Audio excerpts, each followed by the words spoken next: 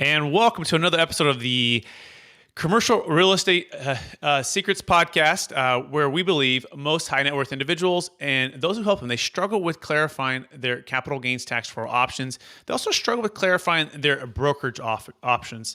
Also, we're streaming on capitalgainstaxsolutions.com, where you can also learn more about how the Deferred Sales Trust can defer capital gains taxes on the sale of highly appreciated assets. Hey, I'm your host, Brett Swarts. Each episode, I'm joined by some of the best real estate, financial wealth, and business minds in the world, where they share their ideas, deal stories, and inspiration. So together we can make complex tax deferral strategies simple and passive income plans achievable, as well as figuring out ways to make brokerage, ways to broker properties and build your business more profitable for you. And we are excited about our next guest. He has over 25 years of experience in management, corporate finance, private equity, business development, securitization, and merchant banking. He led public and private nonprofit boards through transitions, and he has expertise in a diverse industry sectors, including technology, financial services, general industry, telecommunications, and others.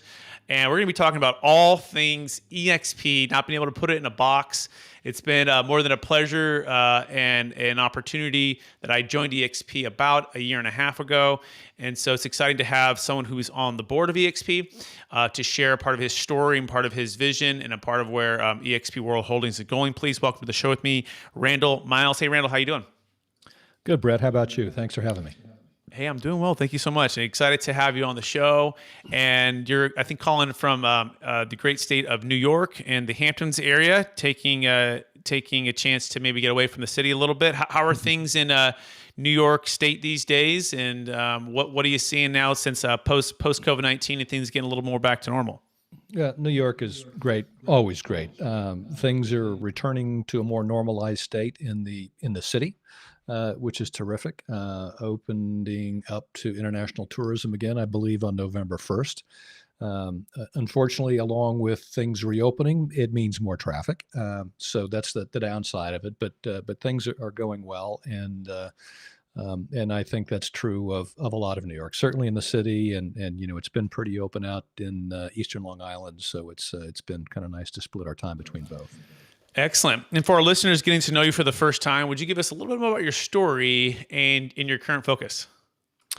My story. Okay. I am Chairman and Chief Executive Officer of SCM Capital Group, which is a global strategic and transaction advisory firm. I sit on several boards. The particular focus in this conversation is EXP World Holdings, of which I am Vice Chairman and Chairman of the Audit Committee.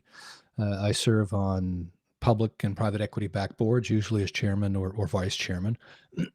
Pardon me. And I spent a great many years on Wall Street running large investment banking operations or mergers and acquisitions, bulge bracket and middle market firms, and have been CEO of a few multi-billion-dollar global companies and financial services or technology, all of which kind of comes together and gives me an opportunity to share some of that background, that experience with the companies I currently represent. Fantastic. And my wife and I watched the show Billions, and I know when we met in New York, it was live for an Exp Commercial event about a month ago. There in Times Square. And so the president, Jim Wong, mentioned how he loved the show Billions and how you're part of that. Would you tell our listeners, I think this is such a cool, interesting fact, dive a little bit more into that part of your background and then where and how you help the show Billions now? Yeah, it's kind of a funny story and something of a happy accident. I had never been an actor or aspired to be. And several years ago, kind of recasting myself and how I was spending my time, we had a conversation around the dinner table, and I had suggested to my family that, well, maybe I'll go into politics or try acting, all of which was off the cuff. And my middle son laughed so hard he almost fell out of his chair and made me $100 bet that I couldn't act. So I called in a couple of favors, got a line on a show, and thought that would be the end of it. And I got a few calls and did a few commercials and some print work. And along the way, it led to an introduction to the production team at Billions. And because of my background on Wall Street, I've had an opportunity to serve as a consultant to the show, technical consultant. And that has translated from time to time to some on-camera performances as well. So, great cast, great production team, great fun. Of all of the productions I've worked on, I think it's the one I have the most fun with. Fantastic. Thanks for sharing that. So let's dive into the show now. And I believe we've all been given certain gifts, Randall, and these gifts have been given to us to be a blessing and help to others. Some people call them strengths, some people call them superpowers. But I'm curious, what are those one or two gifts that you believe you were given, and how does it help how you help and bless people today? And I really want you to go back maybe to your earlier age, right? Earlier time, high school or university days, at a young age, were there certain things that have stuck with you, and now obviously looking back with everything you've accomplished, what really sticks out? What are those one or two gifts that you believe you were given? Boy, that's a big question.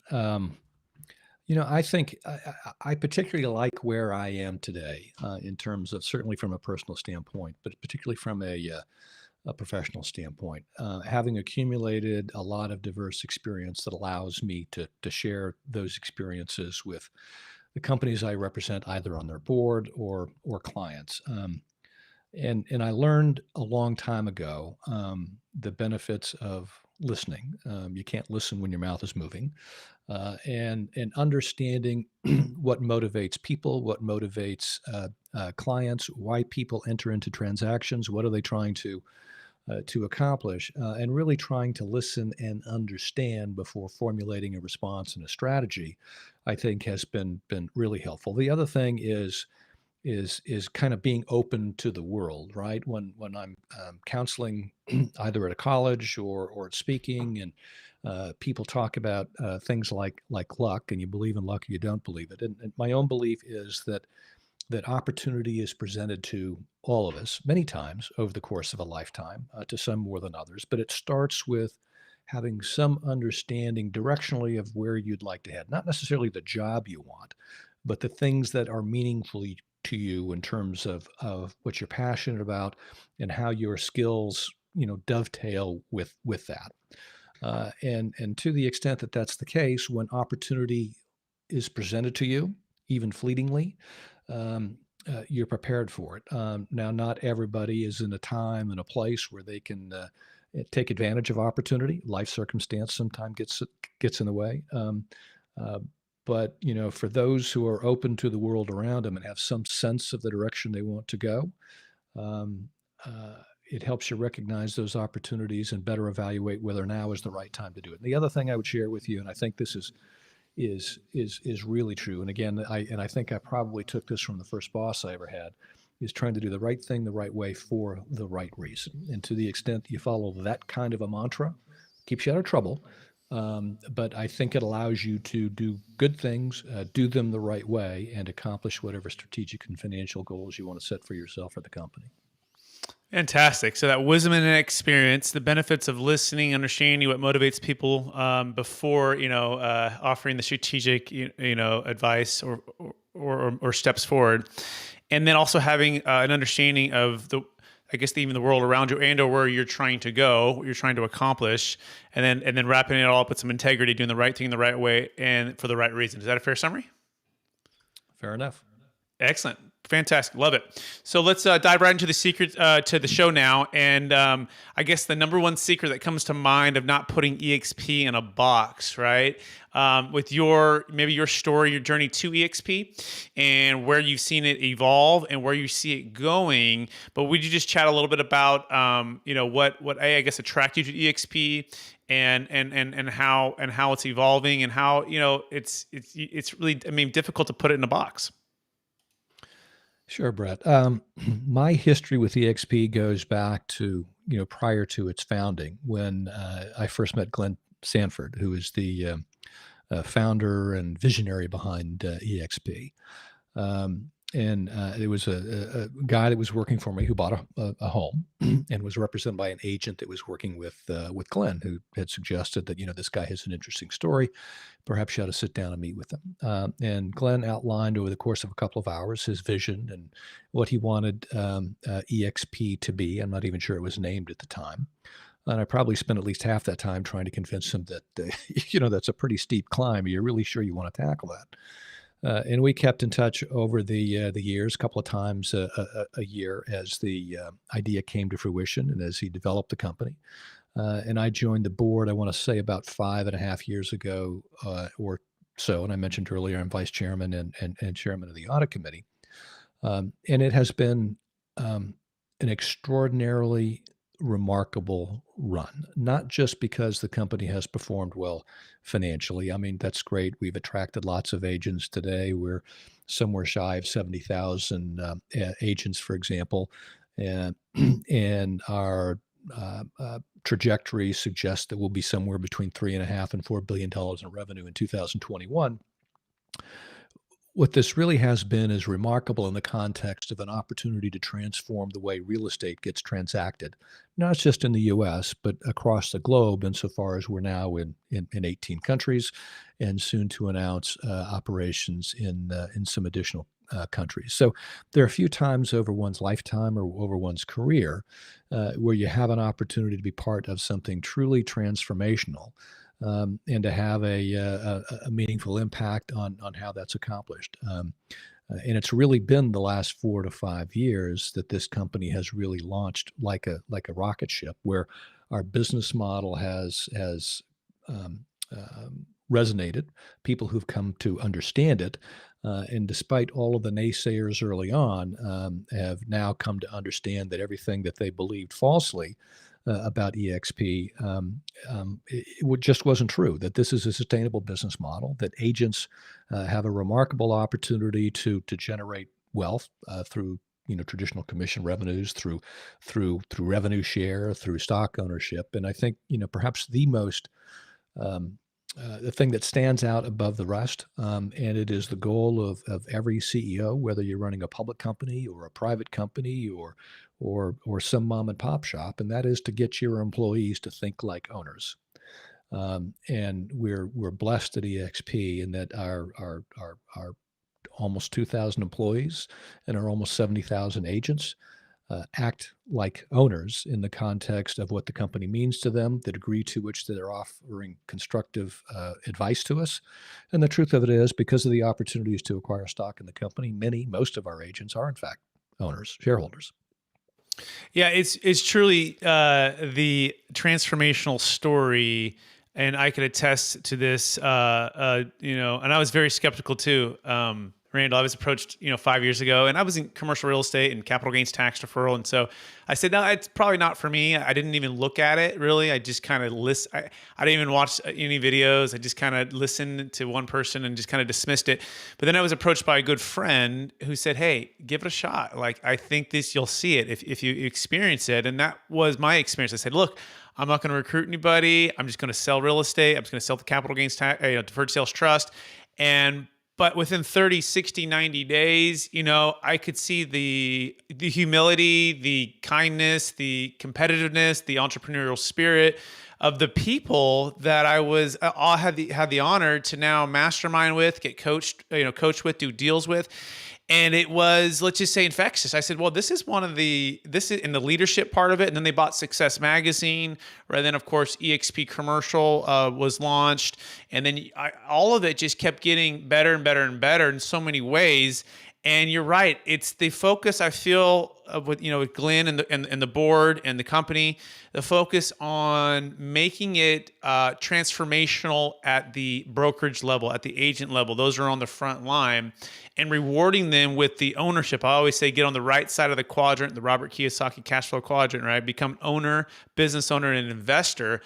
And then the rest of it starts to really take care of itself. As we're taken care of, we're more likely and better prepared and better equipped to share our knowledge with one another and help more clients. And we can't help but grow.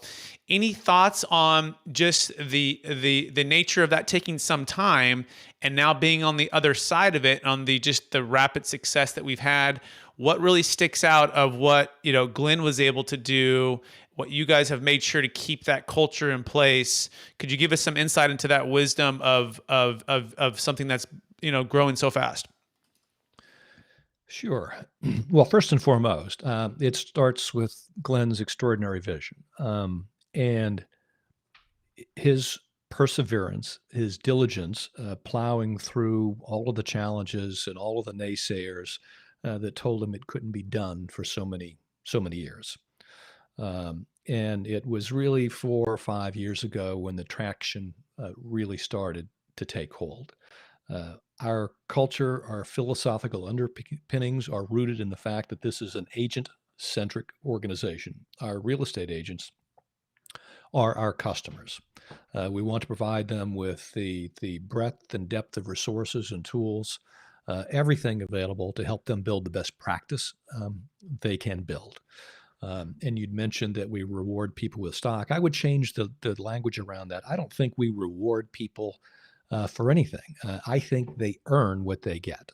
We don't give away stock for free, for example. We give an opportunity to earn those shares based on what it is they accomplish. And real estate agents, if they are nothing else, are certainly enthusiastic and entrepreneurial, each running their own business. And I think what is unmistakable about the EXP business model, and something that Glenn felt very early on was key to what was going to be the success of the organization, is a degree of collaboration unlike that existed anyplace else in corporate America. We operate virtually for those who don't know it. We don't have any physical offices anywhere with 2,000 employees and almost 70,000 agents. We operate with a technology platform called Verbella, which gives us an opportunity to operate in a virtual campus, which means that an agent in San Diego can collaborate with an agent in Portland, Maine. That someone in Las Vegas can get advice from someone in Beaufort, South Carolina. That all the training and material that is available, we can make available 24/7, as opposed to having people fly around the country to present to smaller groups. And that is really powerful in terms of providing instant access to information. It's also very powerful when you think about people acting like owners, that agent in San Diego is receptive to the person in Portland, Maine, with respect to, how do you do this, or do you have a form that might be helpful in that regard? Because we all, as shareholders, benefit through that collaboration. Yeah, absolutely. And that's just the nature of the culture of EXP, and I can't stress enough how refreshing that is from I know different, and it's just it can be a slight degree, right, of anything in life, right, Randall? A slight degree of change and a slight degree of opening it up and sharing and collaborating. Still very competitive, but also this culture of collaboration, that we're in this together, that it feels like one big family. And when you align strategically and financially, the financial structure and the opportunities to grow teams and to, you're right, earn it, right? Absolutely earn it. Because, if you're not selling real estate or selling, doing M&A deal, which is also a part of what commercial has brought to the table here, which is it's no longer just residential. You can do commercial transactions with Exp Commercial, as well as selling businesses. It's created an opportunity to literally transform, like Amazon has changed the world, like Netflix has changed the world, and it's happening right now. In fact, the stock was a penny stock just a short time ago, let's say like 5, 6, 7 years ago. Then it went all the way up to over $150 a share. So it's traded on the New York Stock Exchange. But the people, the culture, the leadership, the vision, and the foundation, the two have mirrored up. So let's talk about a little bit about the vision for Exp Commercial and where you see that changing things. What are the challenges it's facing versus what the Exp Residential had, and what are some thoughts for those who are like, for example, me, I'm a part of Exp Commercial. What are some thoughts for agents out there? Yeah. And actually, I'll step back a little bit further and maybe give you a more long-winded answer than that you want, but I think it'll tie a few things together. And by the way, correction, we're traded on the on NASDAQ, not the New York Stock Exchange. But in 2019, and we'd spent so many years investing in infrastructure to ensure that we could maintain the pace of growth that we'd enjoyed till that point. and looking every bit of 5+ years into the future in the context of what we wanted to accomplish strategically, and having the infrastructure available to do that. And it was in 2019 in particular when we felt we had reached a degree of scale, and let's call that things like certain key expense categories, while increasing in absolute terms, were decreasing as a percentage of revenue.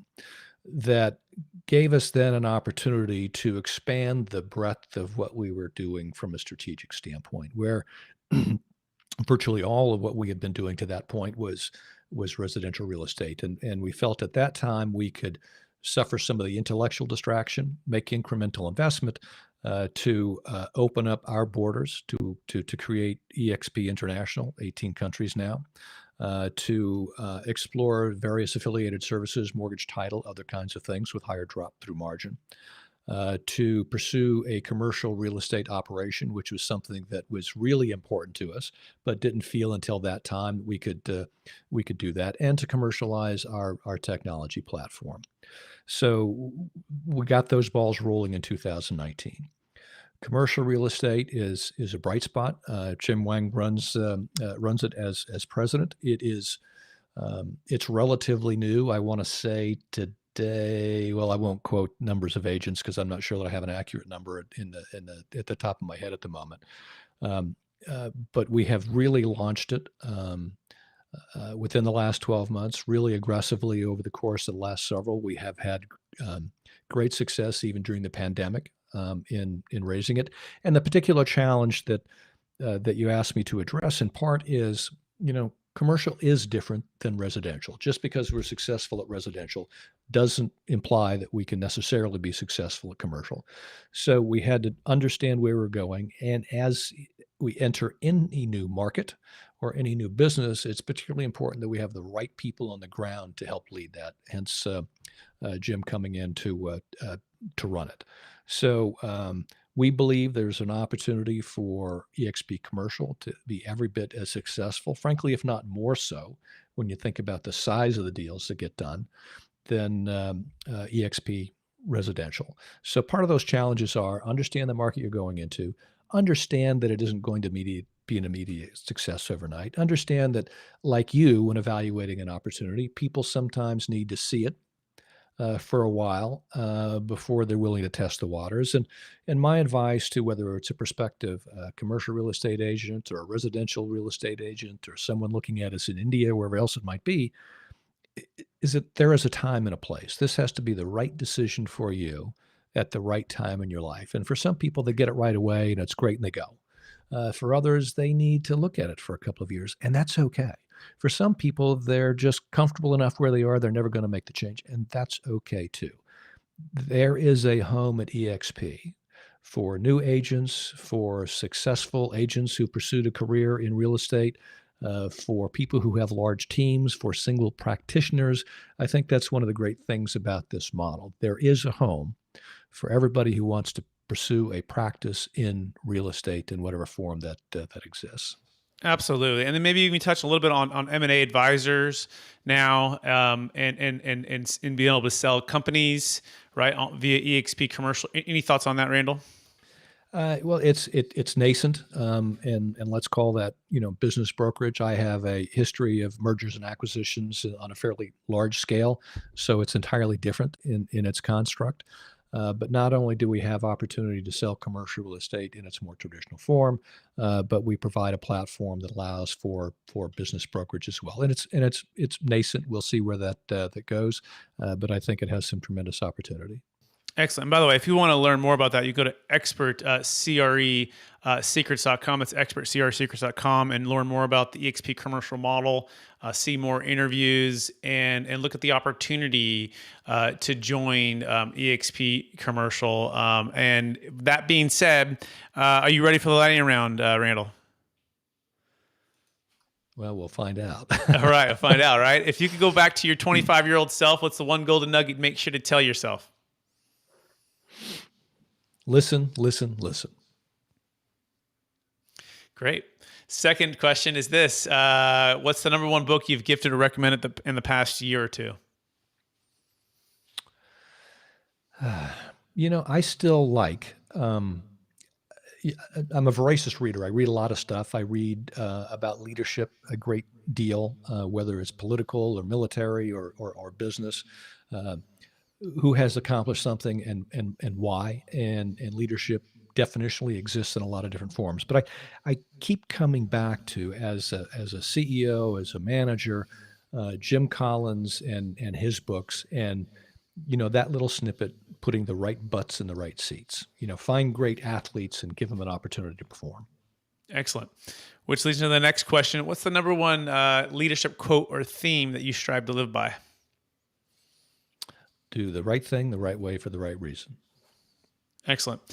What are you most curious about right now? We live in interesting times, and our predecessors have all said the same thing going back for millennia, right?